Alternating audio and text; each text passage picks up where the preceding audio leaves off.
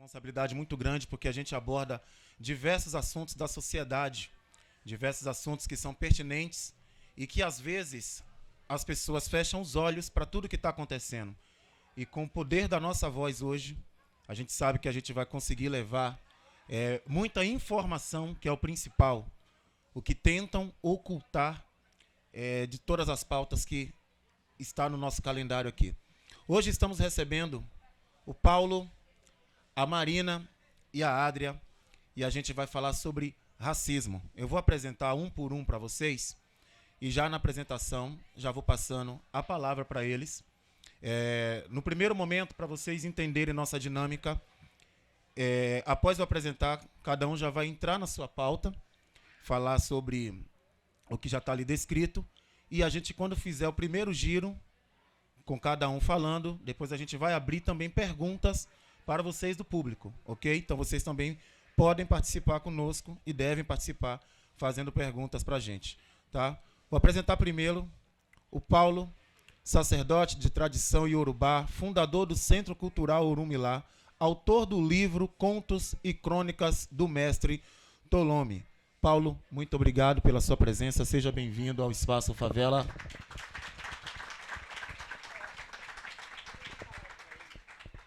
Oi? Fica tranquila. Oi? Certinho. Tá certo? Tá.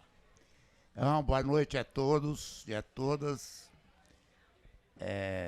Obrigado, principalmente ao reverenciado aqui nessa noite, o Rafael, que fez esse convite para estar participando aqui hoje.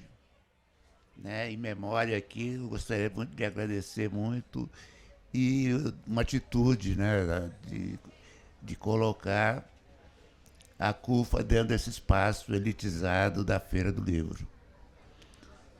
Isso é um ato de suma importância.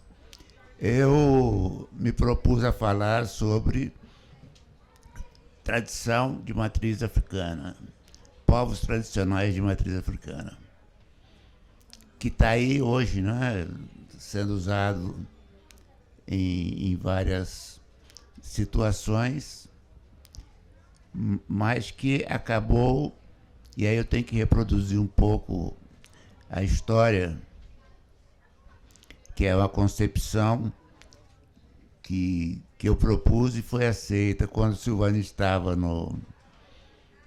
na CEPIR. Eu disse que queria falar com o Luiz e tal, marcamos, e eu fui falar com a ministra Luísa Bairros. E aí ela falou, mas o que você quer? Montar mais uma entidade? Eu falei, não quero entidade nenhuma. Né? Eu quero política pública para os povos tradicionais de matriz africana. Ela me olhou, mas como assim, Paulo? Eu não estou entendendo o que é isso.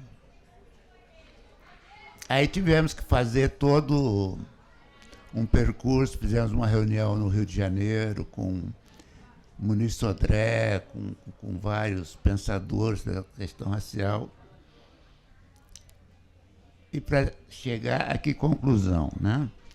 Para quem é leigo, os chamados povos tradicionais de matriz africana são as casas de candomblé.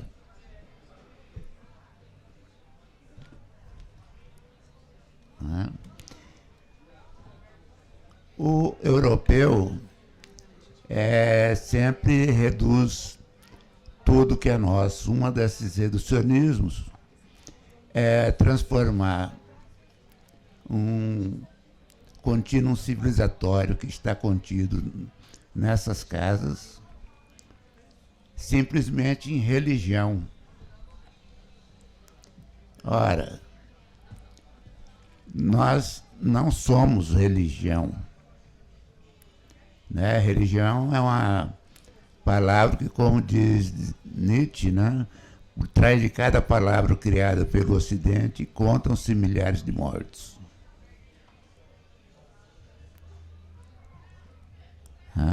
Nós não temos que nos religar a nada, né? Que a religião é um religare. Nós nunca tivemos que nos religar. Tanto é que hoje, depois de 350 anos de escravismo, mais 150 de uma abolição inacabada, nós continuamos resistindo. E resistindo como? Com a nossa cosmovisão, né? Dentro desses espaços, o que nós vamos encontrar e que nos traduz em povo tradicional. Vamos encontrar língua africana, vamos encontrar indumentária africana, vamos encontrar culinária africana, porque uma das coisas que me irrita muito é quando diz que o acará, que no Brasil é acarajé, né? Acará é o nome do bolinho, jé é o verbo comer em Urubá, né? Então, quando as africanas vendiam o acará, elas falavam acarajé, ou seja, coma acará, jé acará, né? Que acabou virando acarajé.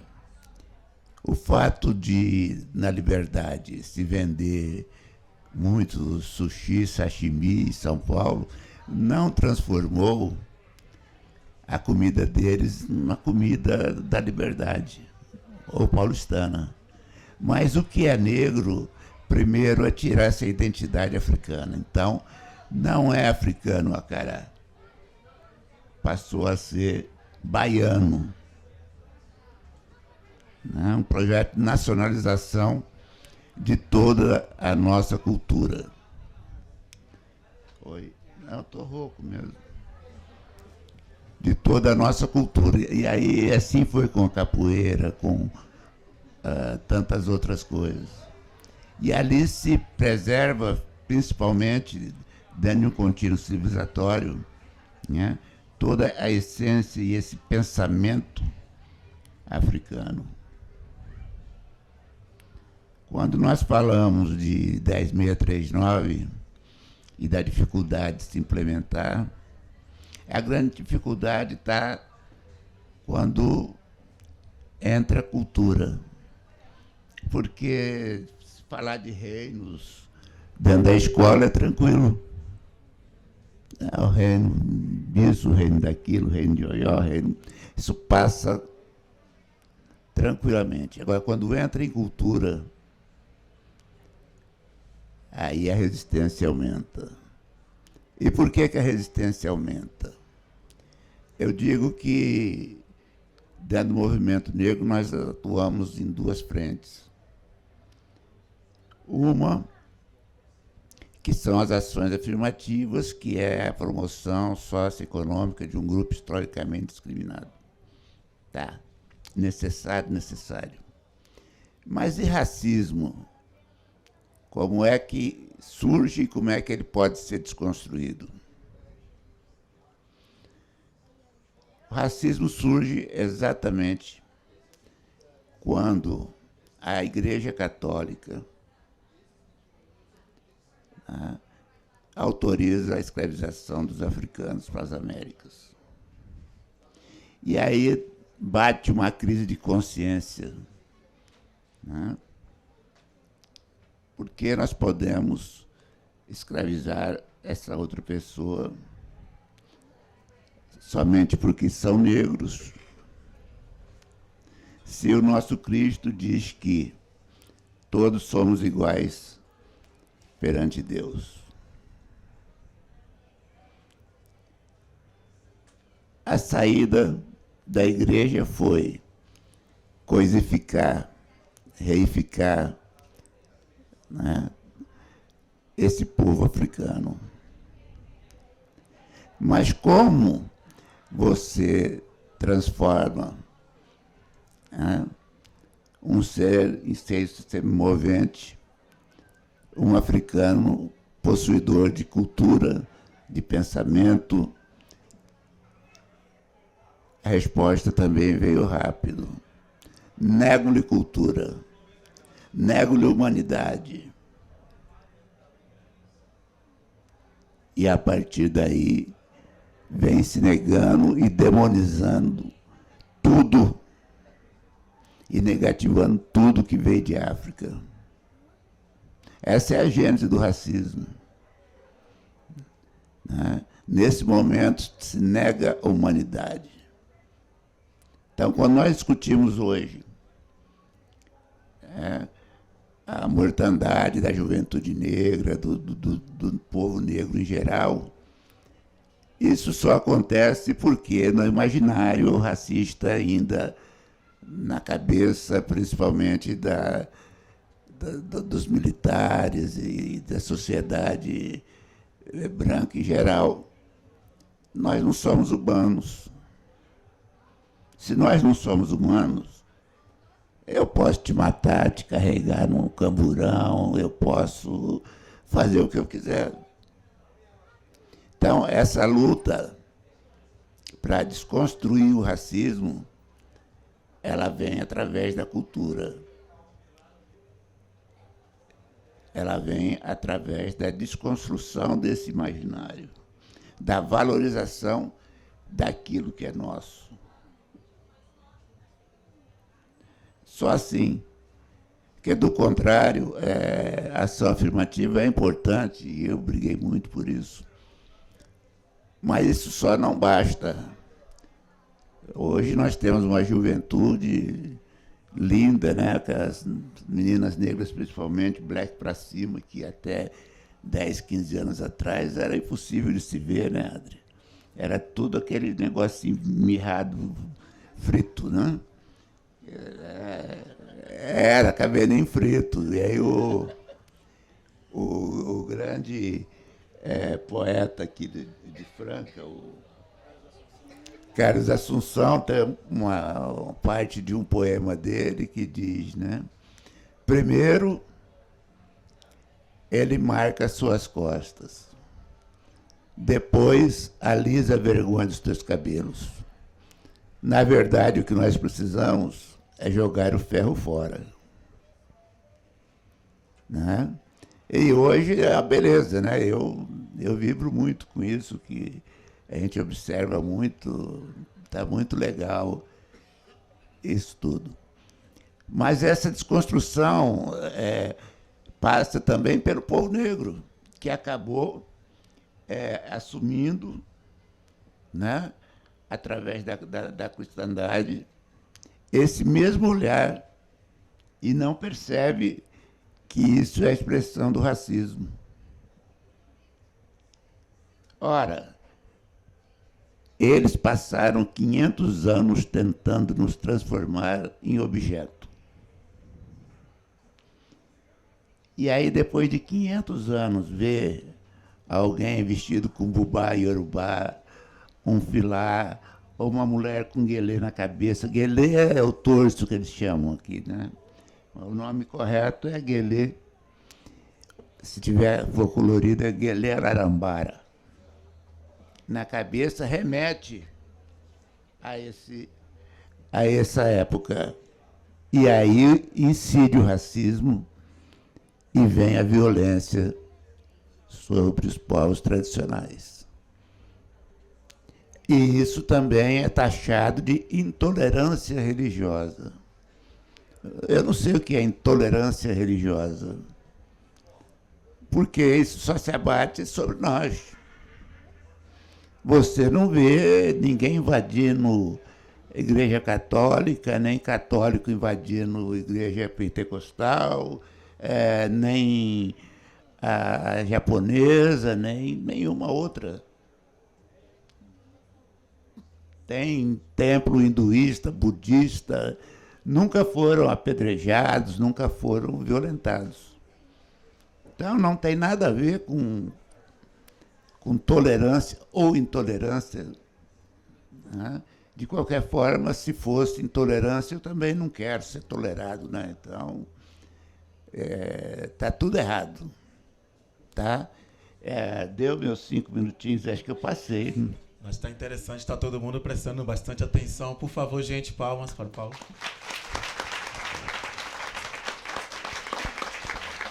Eu já volto com o senhor aí, viu? Eu já volto com o senhor aqui.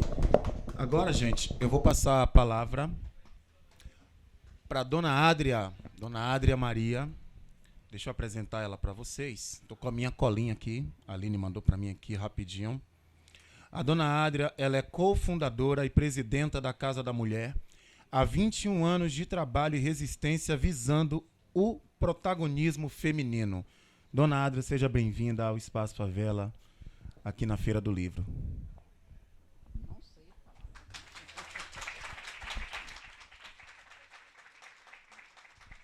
Pessoal, boa noite para todas, todos e todes. Não sei falar sentada, eu só sei falar andando. Isso é coisa de professora, né? E hoje é um momento muito especial aqui nessa Feira do Livro, né? O Paulo, inclusive, já fez algumas colocações importantes, porque há muitos anos a comunidade negra, o povo negro, ele luta para ter um espaço na Feira do Livro, onde nós, que já passamos pela prefeitura daqui de Ribeirão Preto, sabemos como que é todo o quadro. E nesse momento, quando a gente procura um espaço, né, e sempre é negado esse espaço para nós e para o povo negro, principalmente para a juventude negra.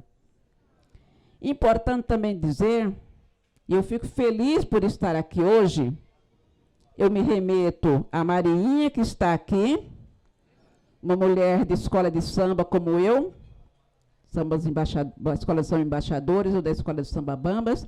Me remeto também ao Paulo, que tem uma história importante dentro dessa cidade, principalmente nessa Praça 15. Eu estou me remetendo aos dois e a mim também, porque a nossa história se passa pela Praça 15.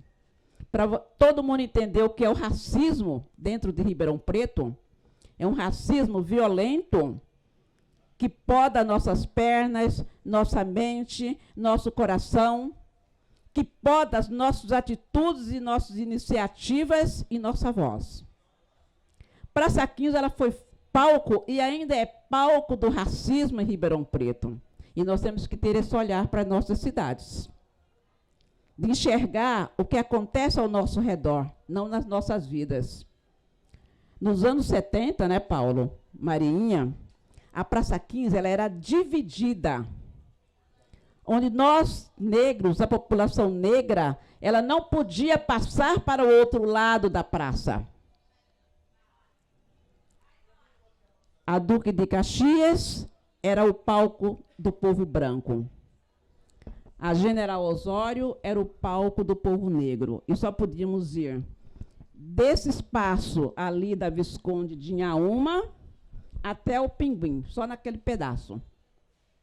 E a mesma coisa era o povo branco. E ai de nós se atrevesse a passar para o outro lado da rua. A violência seria muito grande. Fomos palco também, desse mesmo espaço aqui, da capoeira em Ribeirão Preto. Quando se chega aqui os mestres de capoeira, principalmente o mestre Miguel, com um grupo de capoeira cativeiro, onde eram proibidos de estar usando a praça para mostrar a arte da capoeira. Com polícia, com impedimentos, com a justificativa de que a capoeira aqui não seria bem-vinda, porque iria matar as plantas, iria acabar com os jardins. E, em algumas ocasiões, tivemos que entrar na justiça contra essa injustiça e esse racismo que se abatia contra o povo negro. Uma outra situação que Paulo, Mariinha e eu somos de escola de samba, o nosso carnaval, ele começa porque havia o carnaval da elite de Ribeirão Preto, que se reportava aqui à Praça 15, mas o carnaval negro não existia o carnaval negro, existiam os blocos. E começa lá na rodoviária, que antigamente era a estação ferroviária de Ribeirão Preto. Ali se começa a escola, as primeiras manifestações carnavalescas através da escola de samba Bambas. E o carnaval foi assim, mudado de vários espaços. Por que o carnaval, de repente, era iniciativa do povo negro para o povo negro? Porque o povo negro era proibido de participar das manifestações culturais da cidade. Não podia. Era proibido, não era o seu espaço.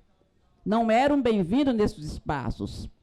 Todos os clubes de Ribeirão Preto, nessas ocasiões também, nessa época, também não permitia associados negros, que a nossa história era averiguada através da polícia para ver se realmente homens e mulheres dessas famílias tinham um bom comportamento dentro da cidade.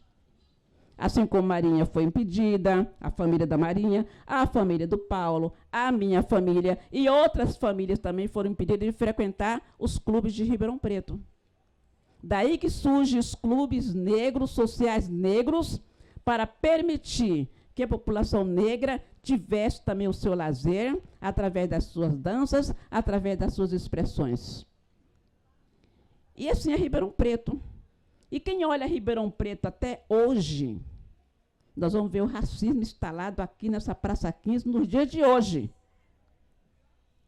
Através da nossa juventude, que é perseguida diariamente pela polícia, se passa com a bicicleta, vão perguntar onde é que está o comprovante que você é proprietário da bicicleta. O que você está fazendo aqui na Praça 15 nesse horário, você não trabalha? Então, nós temos assim, uma cidade onde prioriza qual a população que tem que passar por essa praça, qual a população que tem que ter os privilégios dentro da cidade e qual a população que deve ser excluída. Então, nós temos que fazer essa observação dentro das nossas cidades. Isso não é só Ribeirão Preto, não, isso é o Brasil inteiro. É o Brasil inteiro se comporta dessa forma. E daí que vem as nossas resistências, uma resistência que vem desde a época, quando o povo negro coloca o pé nesse país, quando seus corpos foram traficados do continente africano, para serem vendidos, escravizados aqui, tanto no Brasil, como na América Latina, como na Europa. E a gente percebe a resistência do povo negro, porém a nossa história, quando Paulo coloca a questão da educação, da Lei 10.639, que vem autorizar a população, a educação brasileira, a estar contando a real história do povo negro, contando a real história de toda uma sociedade negra, e, porém, até hoje, mesmo sendo uma lei federal, a nossa educação se sente na obrigação de não realizar nenhuma iniciativa. As iniciativas que estiveram nessa cidade passaram por alguns governos, logo seguiram em outros governos seguintes, elas foram extintas. Mesmo eu, professora negra, como a Cidinha que está aqui, professora negra, e outros professores, queiram recontar essa história real brasileira, nunca a educação vai permitir que isso aconteça. Estava há poucos minutos assistindo a Miriam Alves, que estava aqui às 4h30, aqui no teatro, onde ela, como escritora negra, com mais de 40 anos de vivências, né?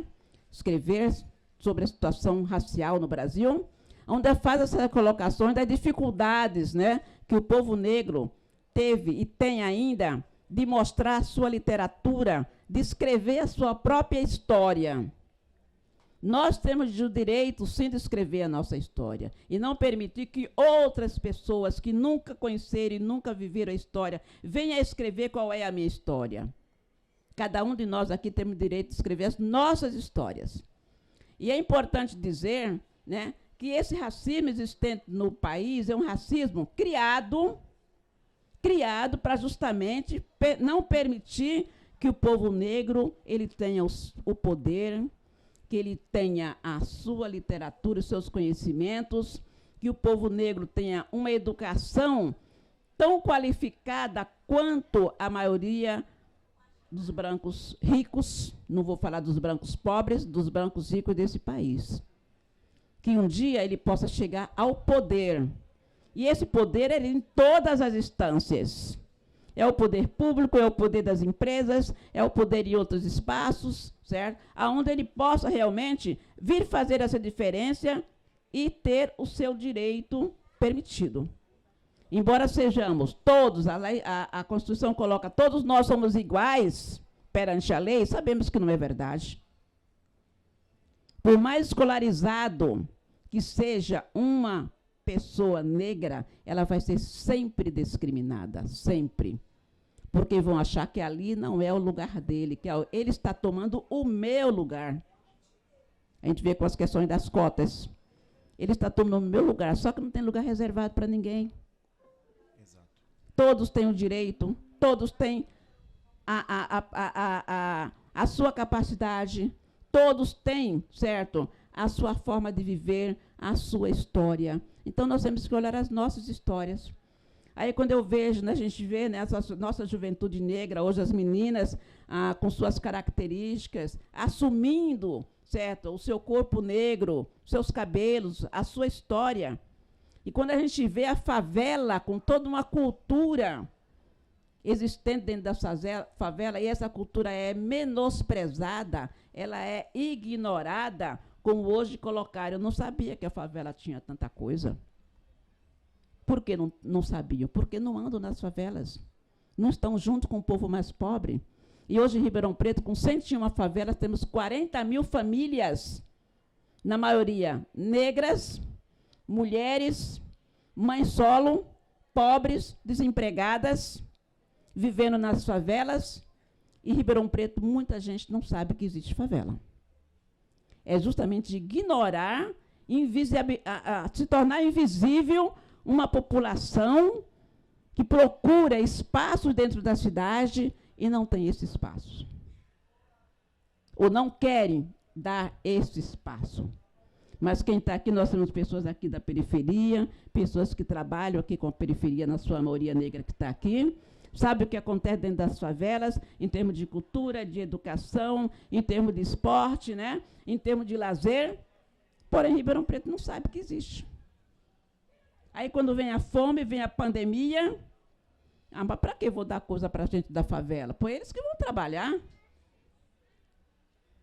Aí, só um adendo rapidinho. Quem tem moradia dentro de favela não tem endereço, gente. Nem para o CRAS. CRAS não aceita endereço de favela. Não existe endereço de favela. Nós temos que dar nossos endereços para que a pessoa tenha condições de receber um benefício. O banco também existe endereço com nome. Ou então aquele que oferece o nome fala assim, olha, ela mora na minha casa, por isso estou dando o meu endereço. Então, assim, são algumas situações que acontecem dentro do Brasil, dentro de Ribeirão Preto também, certo? Que não é diferente do Brasil, aonde nós temos que começar a nos revoltar, a resistir, a contribuir, nos doar e olhar um para o outro. Nós temos que ter a nossa dororidade. Sentir a dor do outro. E sentir a dor do outro significa que o meu irmão, ele tem que viver igual a mim, ter uma casa, ter um emprego, ter uma alimentação, ter um cobertor para se agasalhar no período de frio. E, ao mesmo tempo, né, eu finalizo colocando o seguinte, que nós podemos, sim, transformar. A resistência é grande, o caminho é longo. Porém, esse espaço aqui foi uma luta do Rafael, de Paula, junto com muitos amigos e companheiros de favela, principalmente as mulheres de favela, que muitas delas estão aqui, de fazer com que essa feira do livro internacional seja democrática, que abra espaço para todos e não para alguns, que todos têm esse direito. Todos têm que ter esses espaços para mostrar a sua cultura, para mostrar os seus afazeres, para mostrar para as nossas crianças, que nós somos referências das nossas crianças, que elas também podem. E esse poder tem que vir de nós, de mostrar à sociedade, sabe, o que é importante os espaços dentro da nossa cidade. Não só olhar do centro para a Fiuza, mas olhar do centro até o aeroporto, ou além do aeroporto, que é a região norte, uma região pobre. Quando as primeiras favelas surgem em Ribeirão Preto, não sei se eu vou estar certa, Paulo, mas na Vila Virgínia, favela da Mangueira, tem mais de 60 anos, Vila Virgínia, quando eu cheguei em Ribeirão Preto, que sou do Nordeste, era um bairro somente de negros. Muitos negros não queriam morar na Vila Virgínia, porque ali tinha gente marginalizada, ali só tinha bandido. Era essa concepção que a sociedade tinha de Ribeirão Preto. E daí para frente se pergunta, né, que foi feito pelo poder público para realmente acabar com essa pecha de discriminação, de mostrar que você não pode ficar aí. Ao contrário, as favelas aumentaram. Hoje as favelas são mais de 40 mil pessoas.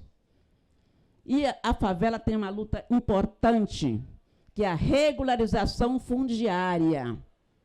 Essa regularização fundiária, a lei federal, permite que eu me instale naquele espaço definitivamente a partir do momento que aquela terra pública não tem função social. E eu estou ocupando a terra. Se eu estou ocupando a terra, eu estou mostrando qual é a função social da terra. Porém, o nosso poder público não tem as políticas públicas necessárias. Não tem um olhar diferenciado, ou então, pelo menos, faça ações que venham contribuir para que o meu filho não seja um marginal, para que o meu filho tenha oportunidades, para que o meu filho estude, para que meu filho um dia ele venha ser um doutor também, por que não? Ele venha ser um professor, venha ser um pai de família. Aquela mãe tinha o seu emprego decente para que ela possa ter o seu salário para dar alimentação e proteção para a sua família. Então, é isso em Ribeirão Preto, gente. Então, se quem passar pela Praça 15, começa a olhar Ribeirão. Começa a olhar a nossa rodoviária, que é ali que está o assédio, é ali que está a busca das meninas para prostituição. É ali. Nós temos que ter esse olhar. O que nós podemos fazer por essas pessoas? O que podemos fazer por essas meninas? O que podemos exigir do poder público? As políticas necessárias para que Ribeirão Preto seja uma cidade que venha proteger todos nós, seus irmãos, seus filhos, seus moradores. Obrigada.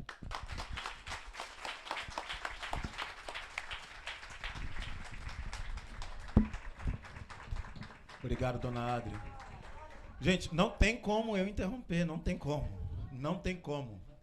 Todos os pontos, vírgulas e colocações é muito importante. Então, essa linha de raciocínio que a senhora, que o Paulo colocou aqui, eu hoje prefiro que ficasse dessa forma, sem interromper, deixar vocês realmente conduzir, porque é muito interessante a informação que vocês estão passando.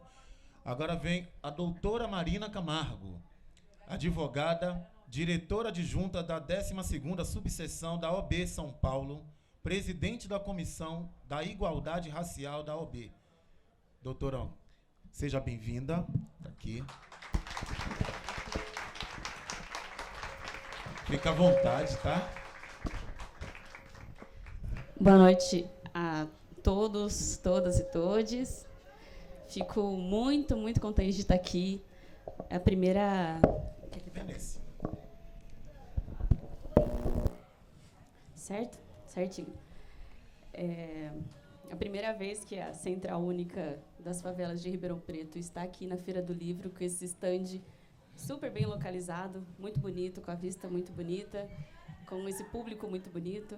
Então, eu fico extremamente feliz e honrada de ter recebido o convite da CUFA, representando a Aline, né, e também o nosso eterno Rafael de Paula.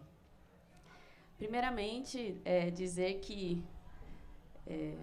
me colocaram nessa situação de grande responsabilidade de falar com duas figuras extremamente importantes na luta do movimento negro, digo nacional e internacional, que é o senhor Paulo e a senhora Adria. Opa.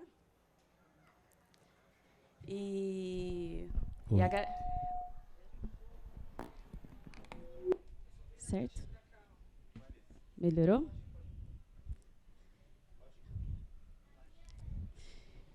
E agradeço a todos vocês que estão aqui presentes, né, nos prestigiando. É muito importante também essa presença, né? Significa que talvez a gente esteja, né, no caminho certo, contribuindo com a luta antirracista. Eu agradeço também, em especial a plateia, minha avó, Maria José, Marinha, minha mãe, meus amigos, João, Tainá, e muitos outros amigos aqui, que eu não consigo citar o nome de todo mundo, né? Sintam-se representados. Bom, a temática que eu escolhi é direito e desigualdades raciais. Mas por que direito, né? Justamente porque quando nós pensamos no curso de direito em si, a gente já imagina um curso bem elitizado. Como, de fato, quando os cursos de direito apareceram aqui no Brasil, que foi em 1822, o primeiro em São Paulo, o segundo em Olinda, Pernambuco, ele foi criado por e para homens brancos de classe média e, teoricamente, heterossexuais. Só que esse objetivo de para esse grupo social, atualmente, quer dizer, nunca, né? Mas nós não podemos admitir, é inadmissível. Por quê? Porque os nossos direitos são direitos de todos, são direitos humanos. Todos somos humanos, todos somos cidadãos e nascemos com essa inerência, né? Nós possuímos esses direitos, assim como qualquer outro grupo. E eu me sinto muito feliz em ser advogada, atuante, militante na causa, porque é uma forma de sair, né, de eu não ser leiga nessas questões, né? E eu acredito que nós não precisamos fazer direito, sermos advogados ou operadores do direito para lutar, para estar junto. Porque quanto mais leigos nós formos, mais vulneráveis nós estamos, mais suscetíveis a sermos enganados nós estamos, né? Então, o que todos nós precisamos juntos, né? Ter um letramento racial, no caso, para que nós possamos acompanhar nossas conquistas, contribuir com essas conquistas. Conquistas, eu digo, políticas públicas, né? Ações afirmativas, né? Como cotas raciais, o próprio stand aqui da CUFA, todas a cultura, a cultura e história do povo negro que diversos atores sociais aqui, como vocês, conseguem fazer dentro da casa de vocês, dentro da escola. Então, esse letramento racial a gente precisa, né, para não sermos leigos. Isso em qualquer profissão, mesmo sem profissão, né, a gente não pode estar vulnerável dessa maneira. E aí, eu trouxe aqui para vocês, eu até anotei, uma evolução legislativa. Nós tivemos, né, antes da abolição da escravatura, muitas leis que aparentemente tendiam a ser abolicionistas. Vou pedir permissão aqui para fazer a leitura. Nós tivemos, né, a lei inglesa Bill Aberdeen, né, que proibiu o tráfico internacional no Oceano Atlântico, a lei Eusébio de Queiroz, a lei do ventre livre, a lei do sexagenário, ou Saraiva de Cotegipe, a lei Áurea. E muito interessante, gente, algo para nós sabermos. A abolição da escravatura, 1888. E vocês sabiam que 1884 foi a primeira abolição da escravatura no Brasil? Como assim? O estado do Ceará. No Ceará, com a greve dos jangadeiros, representada pelo Dragão do Mar, ou Chico da Matilde, ou Francisco do Nascimento, eles realizaram uma greve que eles não admitiam mais que pessoas negras africanas viessem nos seus barcos lá no Ceará. Então, eles aboliram a escravidão em 1884 no Ceará. 4 anos depois que isso foi, teoricamente, para o Brasil todo. E eu trago isso para vocês porque a gente precisa saber da história do Brasil. Não só a história que nos conta, a história que está de fácil acesso. A gente precisa também ir atrás, né? E eu falo isso até lembrando da Chimamanda Ngozi, vocês conhecem, uma nigeriana? A Chimamanda, ela trouxe a teoria do perigo da história única, que significa o perigo que é você aprender aquela história apenas por um viés, por uma narrativa. Seria diferente se nós tivéssemos estudado a história do Brasil, não pelos barcos dos portugueses e dos britânicos, mas pelas flechas dos indígenas, pelos braços e corpos das pessoas negras. A história seria completamente outra. A questão não é excluir a primeira narrativa, mas sempre ouvir outras narrativas. Isso a gente leva para a vida, né?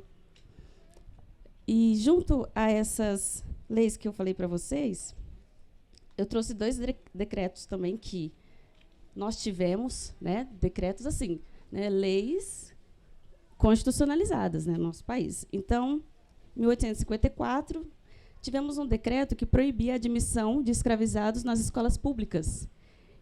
E está no site da Câmara dos Deputados. Eu falo que está no site, mas é um decreto revogado, não tem validade, mas é importante estar ali no site da Câmara. Por quê? Porque nós sofremos um apagamento da nossa história. É muito dolorido saber essa parte da escravidão, saber que nós... Oi? Ah, tá, achei que fosse uns minutinhos. Nós já sofremos com esse nosso apagamento da história. Né? Acredito que as pessoas negras aqui sabem no máximo a história da sua bisavó, mas não sabem a origem do seu sobrenome. Né? E, infelizmente, né, nós perdemos esses nomes. Talvez não, certeza, que nós não falaríamos somente o português, seríamos como o continente africano, que cada país fala diversas línguas. Imagina só se nós tivéssemos, né, o Yorubá, né, Sr. Paulo, como uma das línguas oficiais do Brasil. Então, esse decreto existiu.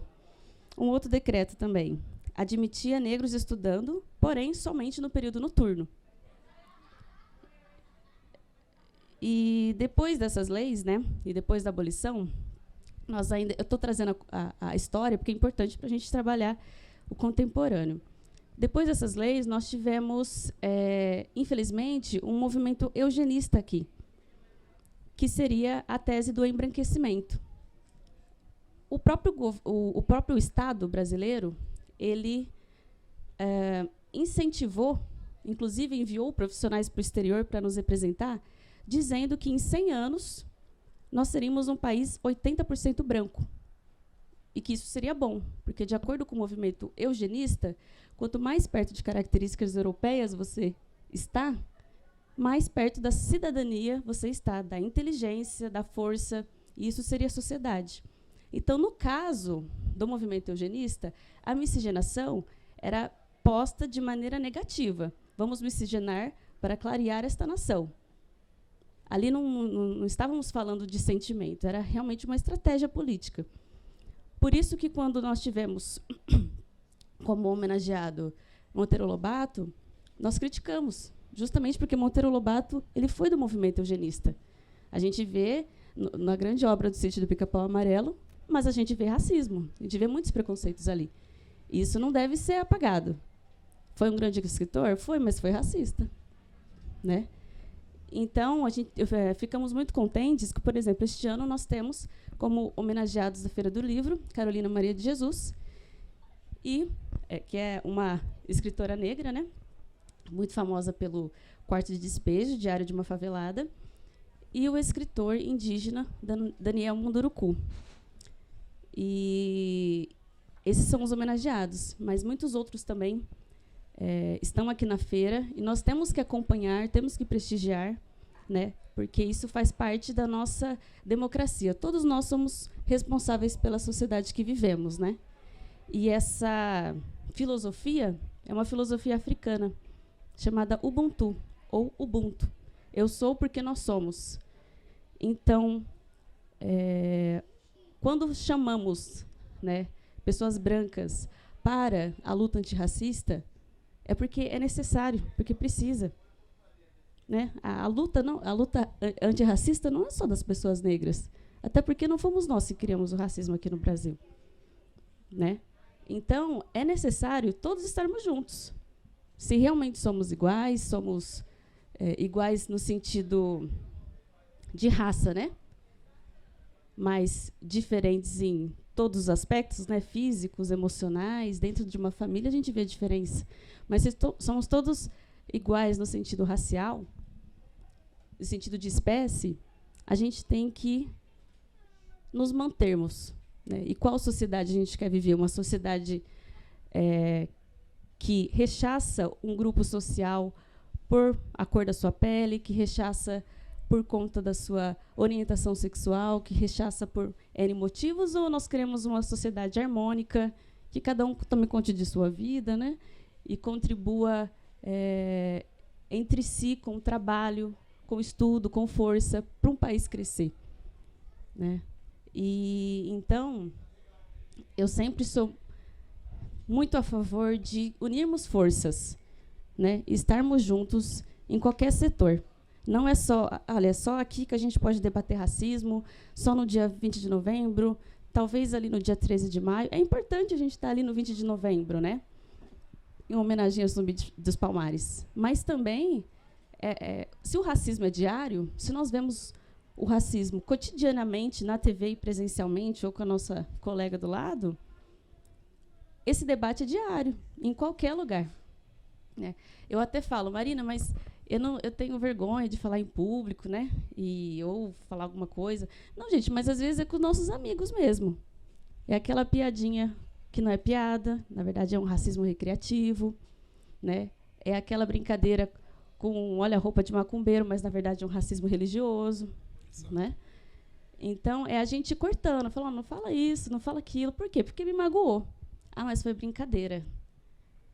Mas me magoou, você vai continuar brincando? Mesmo eu falando que isso me magoa? Então, realmente é seu amigo? Realmente é alguém que está ali do seu lado? Tem pessoas que realmente estão ali com a mente aberta, né? E é com essas pessoas que nós trabalhamos, né? Agora, infelizmente, pessoas que estão com a cabeça fechada, que acreditam ser a dona da razão, o dono da razão, com essas pessoas a gente não consegue trabalhar. Inclusive, não trabalha nada, né? Então, que nós tenhamos esse olhar nos lugares de unir essas pessoas com a mente aberta e despertando essas pessoas, né? Para estar nessa luta. Deixa eu ver se eu separei mais alguma coisa importante aqui, que eu falo muito, né? Eu já tenho, já vou iniciar já abrindo as perguntas para o pessoal e já começar com a senhora mesmo. A senhora, como representante na UB do Direito de Igualdade, como que está acontecendo o trabalho internamente na UB, da forma que a senhora está representando e como todo o corpo de advogados estão contribuindo para essa igualdade racial? Na UAB existem várias comissões, né? São comissões formuladas por advogados, advogadas e estudantes de direito, que também são convidados para integrar. Mas algumas, existe sua maioria ali, a minoria, quer dizer, atuantes, né? E eu fico muito contente que a Comissão da Igualdade Racial seja uma das mais atuantes. Eu fui nomeada como presidenta da CIR em setembro do ano passado, e eu já comecei em setembro mesmo. Falei, não sei quando eu vou ter essa próxima oportunidade. Então, eu já chamei a atenção dos novos advogados negros, negras, para comporem a comissão, porque eu queria realmente chamar a atenção, porque se não aparece, não está vivo, não está funcionando, né? E, então, na Comissão da Igualdade Racial, o intuito dessas comissões é acompanhar e fiscalizar e receber casos de racismo na cidade e as subseções envolventes, né? Serrana, Cravinhos, Santa Rosa de Viterbo e outras, né? Então, atualmente, nós recebemos caso de injúria racial, né, em 2 escolas, e nós atuamos de maneira administrativa. Então, nós não podemos, assim, advogar particularmente ali, né, até porque é um trabalho voluntário. E, então, a atuação das comissões é de maneira administrativa, mas quando as comissões atuam com muita boa vontade, dá para fazer muita coisa. Certo. E não só quando são chamadas em casos que já chegam a esse extremo, mas a gente também tem que trabalhar com a promoção da igualdade racial.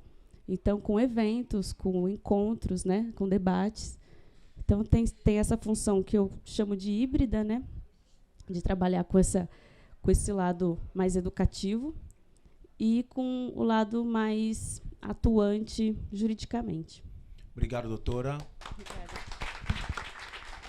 Gente, as perguntas já estão liberadas. Quem quiser fazer pergunta, o Thiago vai levar o microfone até vocês, tá? Ainda aqui, vou perguntar para o Paulo. Paulo, a importância... Presta para mim, doutora, por favor. Qual a importância do trabalho de vocês, do Centro Orumilá, para as comunidades? Como que vocês atuam ajudando a comunidade? É bom as pessoas saberem disso. Nós estamos localizados no Tanquinho, né? Há mais de 30 anos. Então, quase que favela, né? Temos favela no entorno todo da nossa... E sempre trabalhamos com eles na área de cultura, né? Educação através da cultura, às vezes alimento, como foi agora no caso da pandemia, distribuímos um sem número de cestas básicas, mas principalmente nessa luta, entendeu? Pela conscientização. Então nós temos lá um estúdio de gravação, que é o pessoal do hip hop usa, temos uma biblioteca temática, uma das primeiras do Brasil, voltada exclusivamente para questões étnico-raciais, cultura negra, etc. Né? E eu costumo dizer que o Orumilá é igual ao fantasma, né? Aquele fantasma de antigamente, é o espírito que anda, né? Então eu sempre tive muita dificuldade em lidar com assistência social, porque eles contam cabecinha, né? Eles falam, quantas pessoas o Orumilá atende? Não tem a menor ideia disso.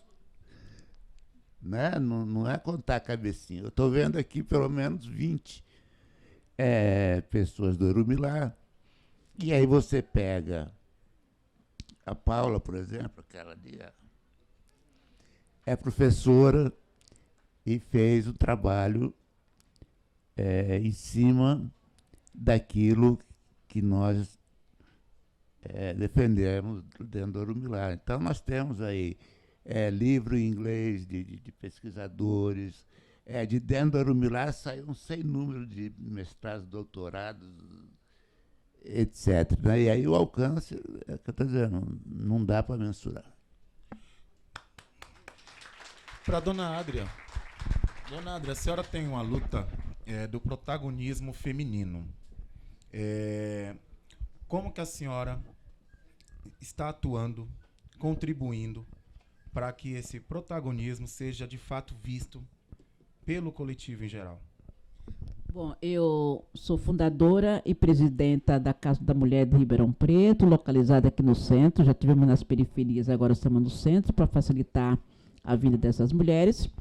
E lá é mais um setor administrativo, porque o nosso trabalho de atuação é nas periferias. Nós vamos para as favelas, conversamos com essas mulheres sobre a questão dos seus direitos e quais os encaminhamentos, qual é a rede de atendimento que tem dentro da cidade, a partir da Vara da Violência, da Defensoria Pública, Ministério Público, Delegacia da Mulher, Conselho Tutelar, Saúde, Educação. É justamente a rede que atende as mulheres em situação de violência doméstica. Eu falo violência doméstica porque dentro dessa rede, a maioria dessas mulheres são negras, que são as mulheres das nossas periferias, né? A gente faz esse atendimento, a gente oferece também rodas de conversas para essas mulheres, para mostrar, né, o protagonismo delas, mostrar o seu empoderamento, o que elas podem fazer dentro da cidade, além de oferecer também empreendedorismo, cursos para essas mulheres, para elas poderem sobreviver e, ao mesmo tempo, a saírem do agressor. Isso que é o mais importante, elas saírem do agressor, que muitos estão junto ao agressor porque elas dependem financeiramente deles. Em primeiro lugar, são os filhos, e os filhos não podem passar fome. Então, essa mulher ela fica sujeita às agressões, porque não tem um emprego, não tem uma formação, para que realmente ela possa se sustentar ela e seus filhos longe desse agressor. Então, é importante esse trabalho, porque é um trabalho que a gente faz, um trabalho formiguinha, né, que a gente tem que ir de casa em casa, final de semana, tem que ser no final de semana à tarde, sábado à tarde, domingo à tarde, porque no final de semana muitas mulheres ainda trabalham e têm afazeres dentro de casa. E toda vez que a gente vai fazer as rodas de conversas com essas mulheres, tem a recreação para os seus filhos também, e filhas, porque a mulher está sempre junto dos seus filhos. Né? E, ao mesmo tempo, também, essas mulheres elas são encaminhadas, né, para as redes de atendimento, justamente para um divórcio, para uma... todo um suporte. Ela tem todo um suporte para justamente, certo, ela poder garantir a sua vida, a sua sobrevivência e poder um dia caminhar.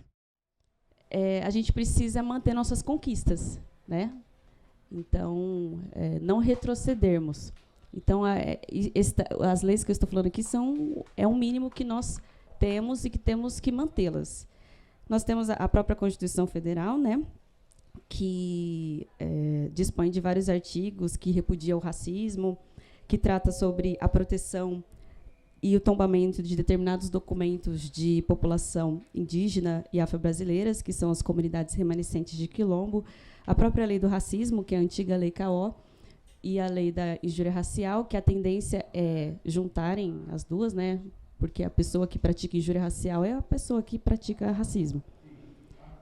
A Lei 10.639, de 2003, né? A Lei da Inserção da História e Cultura Afro-Brasileira, somada com a indígena, em 2008, o próprio Estatuto da Igualdade Racial, de 2010, e a Lei de Cotas Raciais nas universidades e instituições públicas, né? E sobre as cotas raciais em específico, vamos ficar ligados, porque ela visa uma renovação a cada 10 anos. A lei de cotas ela foi instituída em 2012, então nós estamos em ano de renovação. E se nós não pressionarmos essa renovação, elas podem acabar. Né? E em 2019, o IBGE constatou que, pela primeira vez, a maioria das matrículas de universidades públicas são de pessoas negras, e isso graças às cotas raciais. Universidades públicas, mais de 50%. Então, a gente tem que manter isso. Tá? Então, não vamos retroceder, e sempre pensar no futuro, manter o que nós temos de bom e também saber em quem nós colocamos lá para nos representar.